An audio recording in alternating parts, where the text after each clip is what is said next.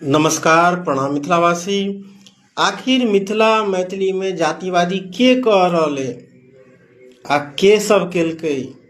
ई जे झूठो चिचिया रहलिए जे फलना जातिवादी कह रहले आ मुक्त ओकर पड़ताल करियो जे मिथिला मैथिली नाम में के सब जातिवादी कह रहले। भरि जिंदगी अहीं सब के लिए जातिवादी, मैथिल और मैथिल के भेद, बड़का जाति छोटका जाति के भेद, साहित्य में अनका ने आगू बढ़ दिलिए। तो ई जे सच्चाई जे छे से कहिया तक नुकेब आ आबो ते पर लगाम नहीं लगाल जा रहल छे।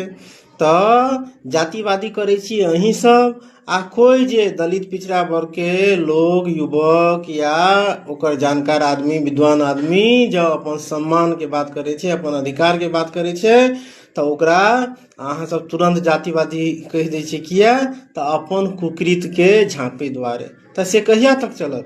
तो मिथिला में कोई भी व्यक्ति होई, कोनो जाति के होई, यदि अहाँ जातिवादी दुष्प्रचार फैला रहल छी, केकरो अहाँ जबरन थी कर रहल छी, या अहाँ अपना सभ्यता के प्रचार कर रहल छी, अपना संस्कृति के प्रचार कर रहल छी आ कहे छी जे संपूर्ण मिथिला के हम बात करे छी, तो ई झूठ फरेब अहाँ सब छोड़े जाओ। दोसर गप, मिथिला के जतेक युवक छी अहाँ सब जाति पात छोड़ के आगू बढ़े जाए जाओ, वा नहीं तो जाति पात करनहार के ओकरा चिन्हित क के ओकरा खिहारू।